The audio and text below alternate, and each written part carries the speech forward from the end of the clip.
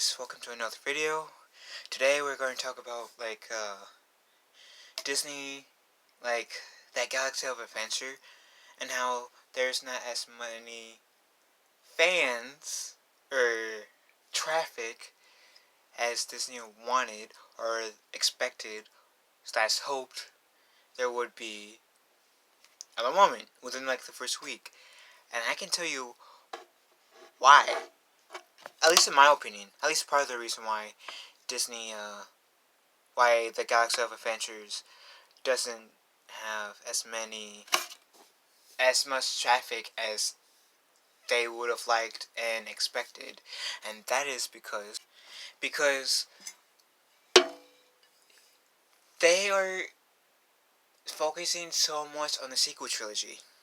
And don't get me wrong, even though I do have my issues with the sequel trilogy, and a lot of people do, I do like a few elements of the new trilogy of Star Wars.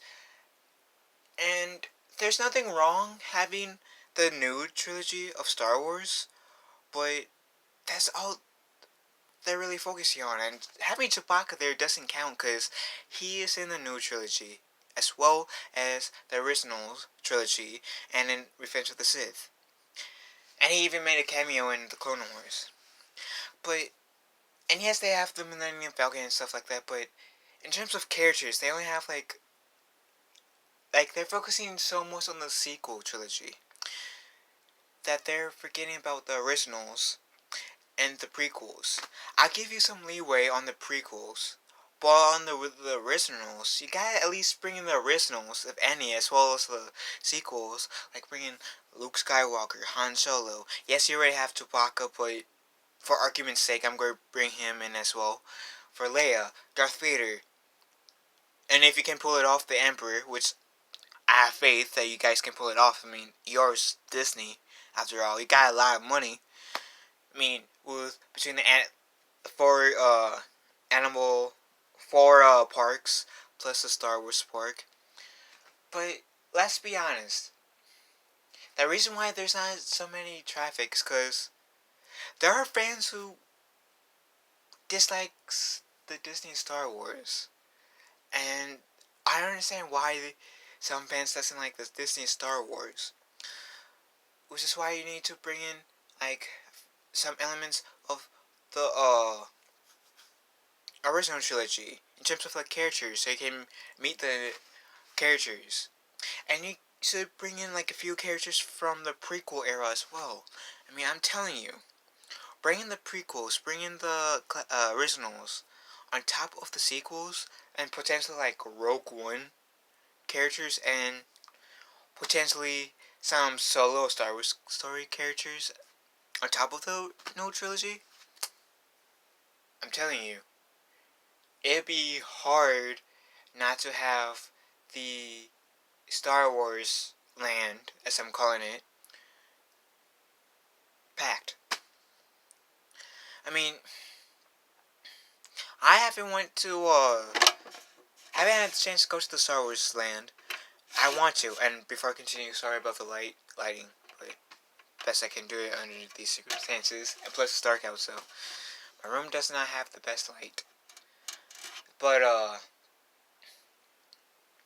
mean, yeah, now, yeah, in the movies, she's OP, but I don't mind taking a picture with, like, Rey or Finn or Captain Phasma or Kylo Ren. I have no problem going to Star Wars land and meeting those characters. But it would also be nice to be able to meet, like, well, you can already meet Chewbacca, but, like, and I no doubt C-3PO and R2-D2, but, cause, but like with Leia, Han Solo, Luke Skywalker, Boba Fett, Anakin Skywalker, Obi-Wan Kenobi, Padme Amidala. I think I said Princess Leia already. It will be nice to meet those characters. And I didn't say some other characters, but between the prequels and the prequels and the originals, there are like literally thousands of characters in the original and prequel trilogy alone that you can kind of like milk the cow a bit in terms of having characters there. And trust me, it is, in my opinion, very dumb move, in my opinion, to not take advantage of there being the prequels and the original trilogy. Before Disney got their hands on Star Wars, there were 8 Star Wars movies. The originals, including that holiday special that is just horrible. And then there's the prequels, which, yes, I have some problems with the prequels, but the ultimate storyline of the prequels kind of make it passable, and there are some elements in the prequels that does redeem the prequels. And the Clone Wars, which, yeah, you can say is part of the prequels. And I'm talking about the movie. And then there's the Clone Wars television show and the Rebels show. That you can incorporate some of the characters in there, like, for example, Ahsoka Tano. I'm willing to bet a lot of people would be excited to see Ahsoka Tano. Like, for example, Jeremy from Geeks and Gamers, because he is, like, if I remember correctly, Ahsoka Tano is his favorite Clone Wars character. She's my favorite Clone Jedi of the Clone Wars show, because with the amount of growth that we've seen from the Clone Wars movie into the TV show, and then later on in Rebels. So, and this is not me trying to bash Disney, because I love Disney, and I love Star Wars, and there are some Star Wars fans who doesn't like the sequel trilogy, doesn't like really the direction Disney has taken Star Wars. Some fans prefer the originals or the prequels or both over the sequels or the Disney Star Wars. And by not having the prequels or the prequels or the original trilogy, you're turning off some fans, and that will potentially make some fans not want to go to the Star Wars park. So, I am happy Disney made a Star Wars park. I mean, it was kind of hinted that Disney was going to buy out Star Wars with, like, Star Wars Weekend and stuff like that. But, let's be honest, it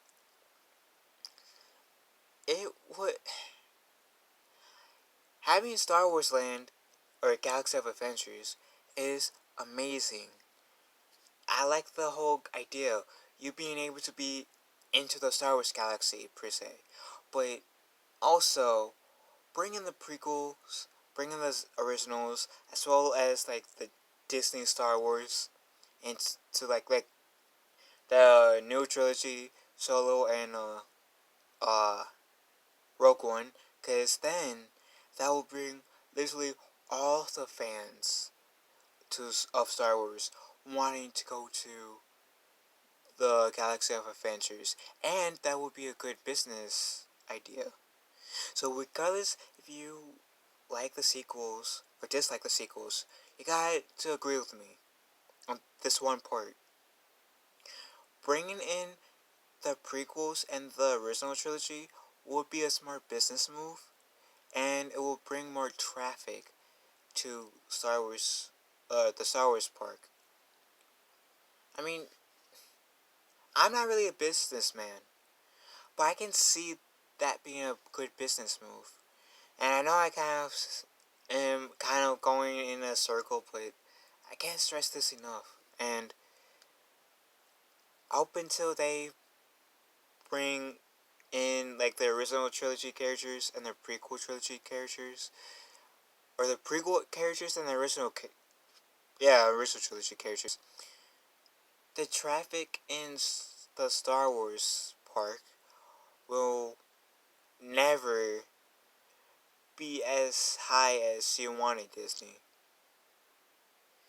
And maybe that's something that you don't want to hear, but it's the truth. And I'm not saying this because I want to trash you or embarrass you guys. I am making this to as kind of like advice as a business move. Bring in the original and prequel era characters. And I'm willing. Business will be booming. And also, one other thing. Kind of off topic, but kind of is on topic. This is the last lightsaber I got from Disney. This was before the Star Wars part came. Got this 3 years ago. This was like about $60. Have your lightsabers, at least some of your constructive lightsabers, be less than $200. I'm just saying that right now. Because in your lightsaber sales, I can tell you right now, it would be booming if it was like 100. That's, for theme parks, that's not expensive. And you get more business that way. I'm just saying. Because I really want to make my own lightsaber there. So I can kind of like complete my Jedi training. So I don't have to cart Luke Skywalker's lightsaber everywhere, practically. Even though Luke Skywalker is my favorite Jedi. That's pretty much all I got to say about the whole why, at least I feel why traffic in Galaxy of Adventures isn't to the level that Disney wants. So what do you guys think?